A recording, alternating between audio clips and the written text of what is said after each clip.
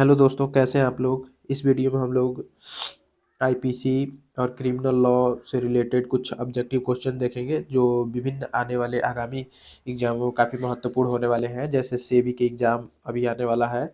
Bihar UP APO, Bihar APO का भी notification आया है। यूपी एपीओ आने वाला है, या जैसे झारखंड एपीओ, तो उसके लिए काफ़ी महत्वपूर्ण साबित होगा। तो चलिए स्टार्ट करते हैं। और अगर आपने मेरा चैनल सब्सक्राइब नहीं किया है तो सब्सक्राइब कर लें। सरकारी तैयारी बाई मुकेश सर। तो चलिए स्टार्ट करते हैं दोस्तों। तो हमारा फर्स्ट क्वेश्चन है विच, थोड़ा हमको सर्दी हो गया है तो थोड़ा आप लोग कोऑपरेट कर लीजिएगा। By which charter act the first law commission was appointed in India. तो राइट आंसर हो गया चार्टर एक्ट 1833। मतलब किस चार्टर एक्ट के द्वारा ब्रिटिश इंडिया में फर्स्ट लॉ कमीशन को अपॉइंट किया गया था, तो 1833। नेक्स्ट क्वेश्चन है which section of the charter act 1833 a law commission was appointed. मतलब चार्टर एक्ट 1833 के कौन से सेक्शन से लॉ कमीशन अपॉइंट किया गया था, तो section 40 of the charter act 1833। ठीक है, सेक्शन 40 के तहत। नेक्स्ट क्वेश्चन है how many person were there in the law commission. Law commission में कितने लोग थे जो ब्रिटिश इंडिया में लॉ कमीशन अपॉइंट किया गया था। उसमें अपॉइंट कब किया गया दोस्तों, तो 1834 में अपॉइंट किया गया था। याद रखेंगे 1834 में अपॉइंट किया गया था, जबकि किस चार्टर के द्वारा, तो 1833 के चार्टर के द्वारा अपॉइंट किया गया था। ठीक है, और 1833 के सेक्शन 40 के तहत जो है लॉ कमीशन अपॉइंट किया गया था। तो उस लॉ कमीशन में कितने लोग थे, तो कुल 4 लोग थे। ठीक है, 4। Next question who were who were the member of the first law commission. First law commission में कौन कौन मेंबर थे, तो मैकलॉड थे, एडर्सन थे, मिलेट थे, कि थॉमस बेबिंगटन मैकॉले, या ऑल एक्सेप्ट डी। तो ये इसमें सभी लोग थे ये मेंबर। ठीक है, मैकलॉड, एडरसन और मिलेट। ठीक है, थॉमस बेबिंगटन मैकॉले भी उस मेंबर नहीं थे, ये चेयरमैन थे। ठीक है, तो कितने लोग थे, तो 4 लोग थे, ये चारों लोग थे। लेकिन ये मेंबर नहीं थे, मेंबर यही तीनों लोग थे, ये चेयरमैन थे। ठीक है, तो नेक्स्ट क्वेश्चन है who was the chairman of first law commission in British India. तो थॉमस बेबिंगटन मैकॉले। ठीक है, सिर्फ मैकॉले के नाम से याद कर सकते हैं। ठीक है, तो ये चेयरमैन थे। नेक्स्ट क्वेश्चन है हाउ मेनी इंडियंस वाज और वर employed in the law commission. कितने लोग लॉ कमीशन में अपॉइंट किए गए थे, तो कोई भी नहीं, तो नो एनी मेंबर। ठीक है, लॉ कमीशन में कोई भी इंडियन नहीं थे। Next maxim actus reus means reus, sorry, actus reus means क्या होता है। मैक्सिम जो है एक्टस रियस मीन्स क्या होता है, तो दोस्तों रॉन्गफुल एक्ट होता है। ठीक है, actus reus means wrongful act. Maxim mens rea means क्या होता है, तो मेंस रिया मीन्स क्या होता है, तो गिल्टी माइंड या गिल्टी इंटेंशन कह सकते हैं। ठीक है, actus reus means guilty act, और mains rea means guilty mind या गिल्टी इंटेंशन। तो ए बी और सी दोनों आंसर हो जाएगा। तो यहाँ पे जो है ये गलत है ऑप्शन, यहाँ पे बी और सी होगा। ठीक है, गिल्टी माइंड और गिल्टी इंटेंशन। ठीक है, mens rea means guilty mind या guilty intention. With maxim actus non facit reum nisi mens sit rea means, जो मैगजीम है actus non facit reum nisi mens sit rea, तो उसका मतलब क्या होता है, तो right answer there is no crime without an evil mind. ठीक है, बिना एविल इंटेंशन के, मतलब गिल्टी माइंड के, कोई भी क्राइम नहीं हो सकता है। ठीक है, नेक्स्ट क्वेश्चन द मैक्सिम एक्सट me actus me invito factus non est meus actus. ठीक है, actus me invito factus non est meus actus, इसका मतलब क्या है, तो इसका हो जाएगा, इसका मतलब offenders act must be voluntary. मतलब जो अफेंडर कोई एक्ट कर रहा है वो वॉल्यूंट्री होना चाहिए, मतलब स्वेच्छा से, अपनी इच्छा से होना चाहिए, ना कि किसी के दबाव में कोई अगर क्राइम कर रहा है तो क्राइम उसके लिए वो लाइबल नहीं है। If not there is no liability. अगर वो वॉल्यूंट्री नहीं है, कोई किसी के द्वारा किया गया एक्ट वॉल्यूंट्री नहीं है, गन रख के करवाया जा रहा है, तो वो उसके द्वारा किया गया एक्ट जो है वो उसके लिए वो लाइबल नहीं है। ठीक है, तो इसी का maxim actus me invito factus non est meus actus का मतलब होता है offender act must be voluntary, if not there is no liability. अगर वो वॉलंटरी नहीं है तो उसकी लाइबिलिटी नहीं है। Next, in which case it has been observe that the mens rea is an essential ingredient in every offence. किस केस में बताया गया था कि मेंस रिया एक इसेंशियल इंग्रेडिएंट्स है किसी भी ऑफेंस के लिए? तो सिराज वर्सेस रॉटजन। ठीक है, काफ़ी इंपॉर्टेंट केस है सिराज वर्सेस रॉटजन। दोस्तों, अगर मेरा वीडियो आप लोगों को अच्छा लगे तो प्लीज़ कृपया लाइक सब्सक्राइब करना ना भूलें। नेक्स्ट क्वेश्चन है, mistake of fact is related to which one of the following case. Mistake of fact किस केस से रिलेटेड था? तो आर वर्सेस टॉलसन से। ठीक है, मिस्टेक ऑफ फैक्ट किससे रिलेटेड है? R versus Tolson. ठीक है, आप कमेंट में बताइएगा कि Joseph Shine versus Union of India 2018 का जो केस है वो आईपीसी के किस सेक्शन से रिलेटेड है? ठीक है, बताइएगा। और ये भी बता सकते हैं Vishakha versus state of Rajasthan किससे रिलेटेड है? चलिए, तो इसका राइट आंसर क्या हो जाएगा? R versus Tolson, mistake of fact से रिलेटेड है। नेक्स्ट क्वेश्चन है, Justice Stephen is related to which case. Justice Stephen किससे रिलेटेड है? तो आर वर्सेस टॉलसन से ही रिलेटेड है। ठीक है, और जरूरी है जस्टिस स्टीफन कई केसों से रिलेटेड है क्योंकि भाई ये जज रहे हैं, बहुत सारे केसों में इन्होंने अपना जजमेंट दिया है। ठीक है, तो मतलब इसमें ऑप्शन आर वर्सेस टॉलसन सही है। ठीक है, याद रखेंगे। नेक्स्ट क्वेश्चन है, ignorantia juris neminem excusat is the maxim meaning. देखिए, इग्नोरेंसिया ज्यूरिस नेमिनेम एक्सक्यूसाट का मतलब क्या है? तो इसका राइट आंसर हो जाएगा ignorance of law is no excuse. Ignorance of law is no excuse. ठीक है, इसमें ये सब बाकी ऐसे ही दिए गए हैं। Ignorance of fact is no excuse, ignorance of knowledge is no is excuse, ignorance of intention is no excuse. तो इसका राइट आंसर हो जाएगा ignorance of law is no excuse. अगर आप कहें कि मुझे तो हुजूर इस कानून के बारे में जानकारी ही नहीं थी, तो भाई everyone knows, everyone must know the law. ठीक है, सबको कानून के बारे में जानकारी होना चाहिए। आप ये एक्सक्यूज नहीं ले सकते हैं। अगर आपको किसी फैक्ट के बारे में जानकारी नहीं थी तो इग्नोरेंस हो सकता है, वो एक्सक्यूज हो सकता है, लेकिन लॉ के बारे में जानकारी नहीं है, ये एक्सक्यूज नहीं मिलेगा। नेक्स्ट क्वेश्चन है, which case is related to mistake of law. Mistake of law कौन से केस से रिलेटेड? Racks versus Bailey. ठीक है, Rex versus Bailey mistake of law से रिलेटेड है। Next question, justice Subbarao is related to which case? M H Garg case. ठीक है, justice Subbarao किस केस से रिलेटेड है? एम एच गर्ग केस से। ठीक है, नेक्स्ट क्वेश्चन है, the Indian penal code 1860 came into force on. तो देखिए, ये काफ़ी इंपॉर्टेंट है, बहुत लोग इसमें गड़बड़ हो जाते हैं। जनवरी 1 जनवरी 1862। अच्छा, क्यों? क्योंकि जब आप आईपीसी खोलेंगे तो उस पर ऊपर लिखा रहेगा October 6, 1860।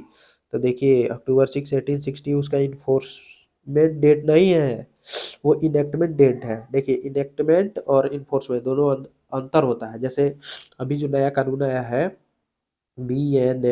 BNSS और भारतीय साक्ष्य अधिनियम BSC, ये सबका इनेक्टमेंट डेट क्या है? तो 25 दिसंबर 2020 आई थिंक, देख लीजिएगा। तो उसका इनेक्टमेंट डेट 25 दिसंबर है। ठीक है, लेकिन इन्फोर्समेंट डेट क्या है? तो इन्फोर्समेंट डेट जिस दिन से इन्फोर्स आया तो वो डेट अलग है। ठीक है, वो याद कर लीजिएगा। चलिए, मैं बता ही देता हूँ इसको कि क्या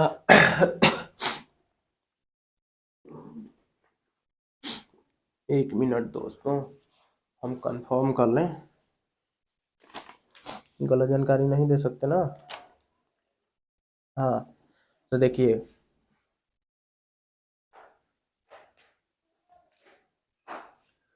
इसमें भी कोई बात नहीं, आप लोग देख लीजिएगा 25 दिसंबर को, मतलब एकदम मैं श्योर हूँ। ठीक है, आप लोग एक बार कंफर्म करके क्या बोलते हैं कमेंट बॉक्स में ज़रूर बताइएगा। ठीक है, अभी मुझे मिल नहीं रहा है देखने वाला। ठीक है, तो देख सकते हैं इनेक्टमेंट डेट क्या है? 6 अक्टूबर 1862, और इन्फोर्समेंट डेट क्या है? January 1, 1862। ठीक है, इनेक्टमेंट डेट 1860 है, 6 अक्टूबर 1860 को इनेक्ट हुआ था और इन्फोर्स हुआ था, मतलब प्रभाव में आया था 1 जनवरी 1862 को। ठीक है, तो देख सकते हैं। नेक्स्ट क्वेश्चन है, which of the following is Indian penal code is not applicable.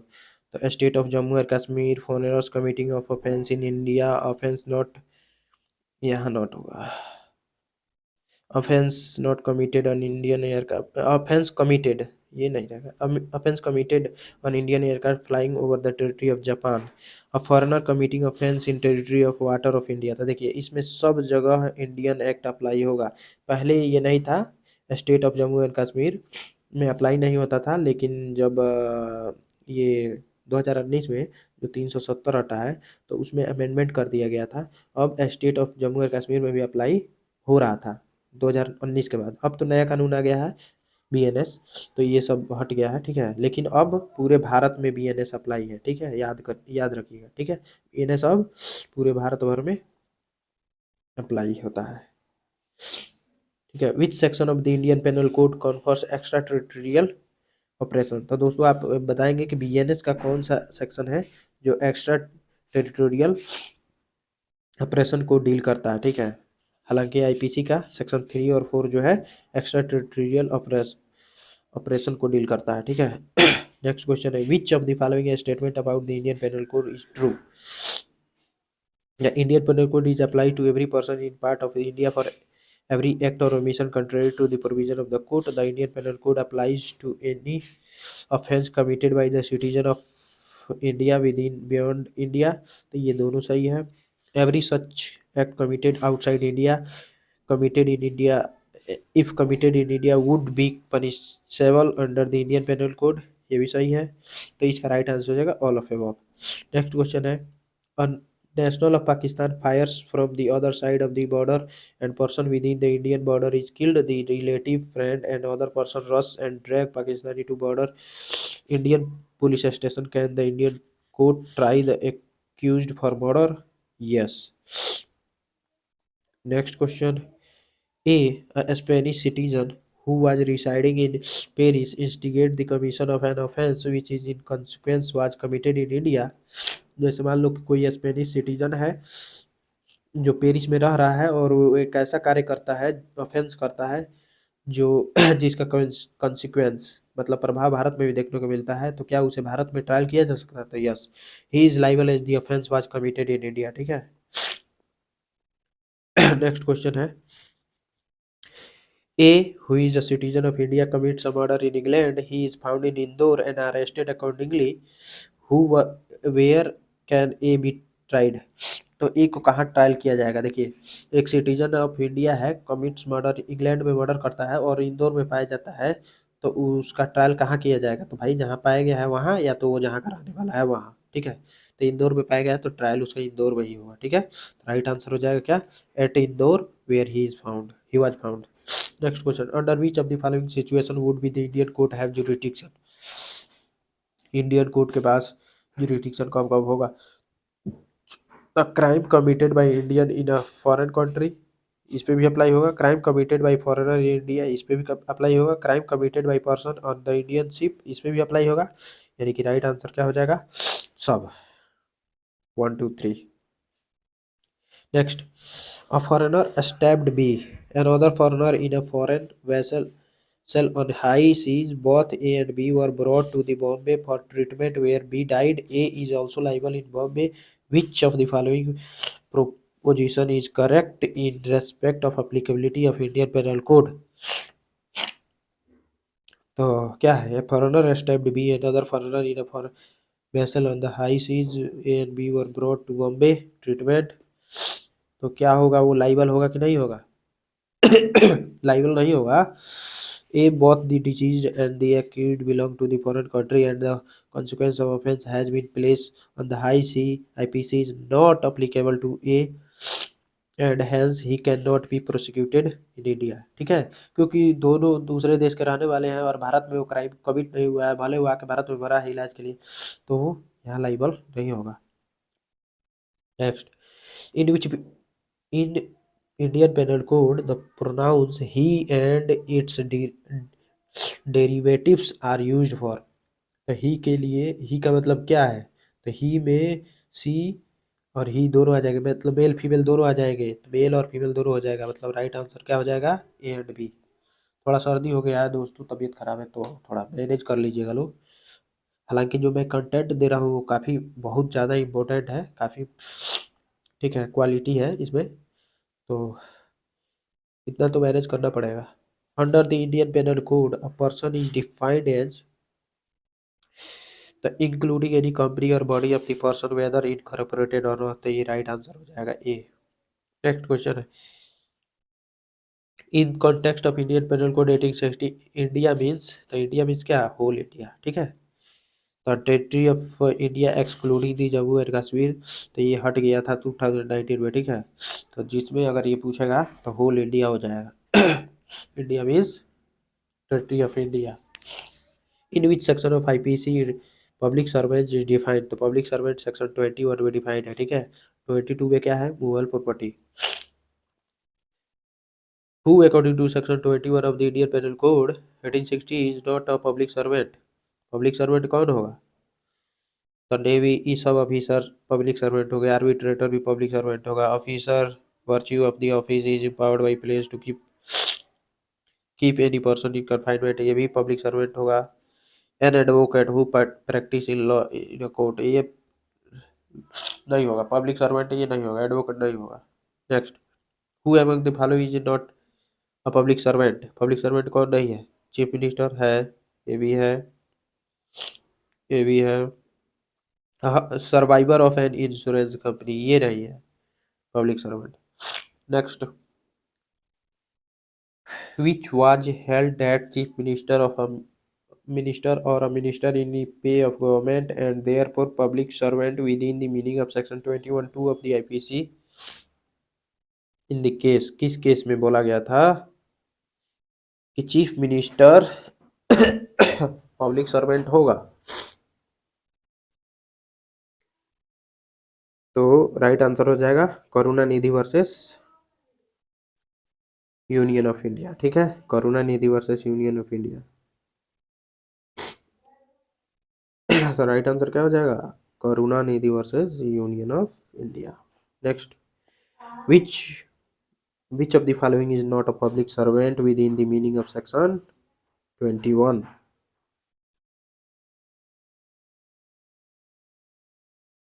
तो कौन सा नहीं होगा, तो examiner of university public servant नहीं होगा, ठीक है। दोस्तों बताइए किस केस में बताया गया था कि MLA is not a public servant, which one of the following is not a public servant, public servant कौन नहीं है, तो secretary of cooperative society public servant नहीं है। Movable property under IPC is defined in, अभी बताए थे, movable property section 22 में ऊपर बताए थे। The definition of movable property under section 22 of the Indian penal code 1860 exclude land, तो मूवेबल प्रॉपर्टी में तो आएगा ही नहीं। Things attach to the earth, ये भी नहीं आएगा क्योंकि धरती से जुड़ा हुआ है। Things permanently fastened, anything which is attach to the earth, जो धरती से जुड़ा हुआ है वो नहीं होगा। ऑल ऑफ अबव, तो ऑल ऑफ अबव आंसर हो जाएगा।